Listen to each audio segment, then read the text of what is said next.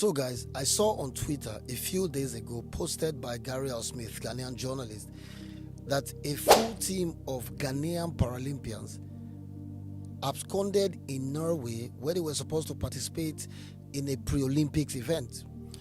And of course, sad news is that one of them even passed away. Very sad story. And of course, 2 days ago, news broke out again that even the contingent sent to recover the body of the deceased in Norway also absconded in Norway. This is actually funny. I mean, I'm trying not to laugh because it's a tragic story, but it's funny. Now, we've seen a report from the same journalist where a Ghanaian Olympic Committee member was saying that they are all imposters. They got visas with fake documents. Even though that may be true, but what we all know is that African athletes absconding or defecting during international sporting events is not a new thing. It's actually established that at every international sporting event, be it the Olympic Games, be it the Commonwealth Games, you have African athletes who disappear from the Games village. There's a long list of defectors from Africa. Let's start with the Commonwealth Games in Australia in 2006. It's on record that 26 African athletes absconded. 2 of them are from Cameroon, who eventually represented the same Australia in future Commonwealth Games. At the London Olympics in 2012, 7 Cameroonian athletes disappeared, boxers so to say, 3 from Sudan, and of course 1 from Ethiopia. And in 2018, in Australia again, the Commonwealth Games, 12 African athletes absconded from the game village before the event came to an end. From Cameroon, from Rwanda, from Uganda. Now, you wonder why these things continue to happen and why it will continue to happen. As the Olympic Games are taking place right now in Paris, France, I am very sure that some of the athletes are already making plans to disappear as well. Let me also quickly say that it's not only athletes that use these international sporting events as an opportunity to jackpot, as we say in Nigeria, or to abscond, to defect.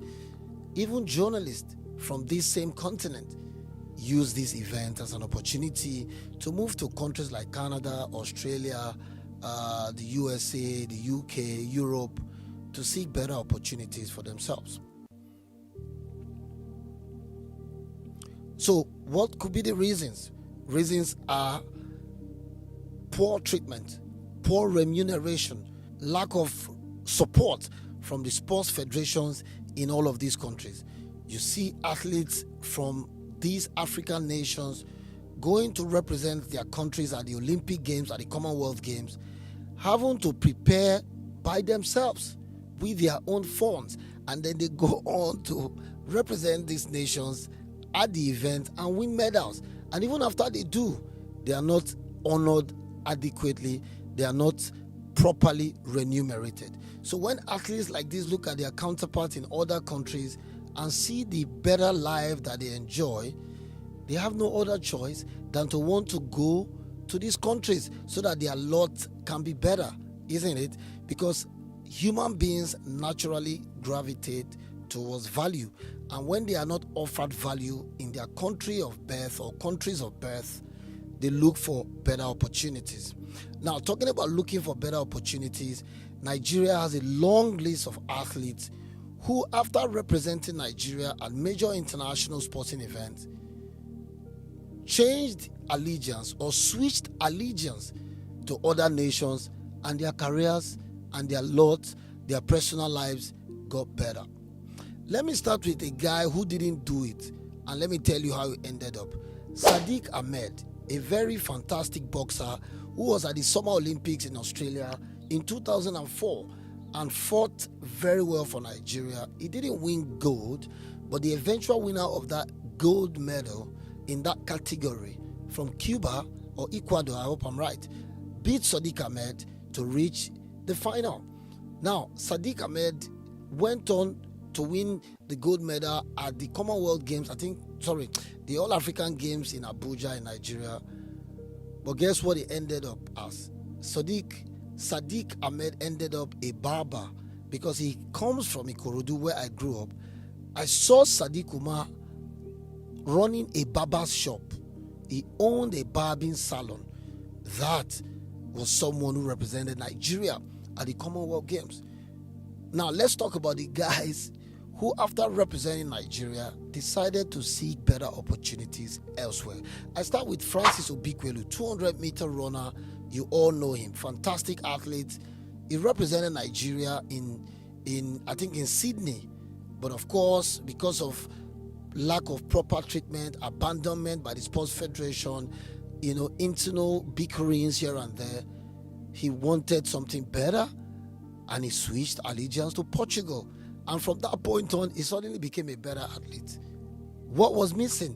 Proper remuneration, proper treatment, and real respect from those who manage sport. Francis Obikwelu went on to become, gold medal winner for Portugal.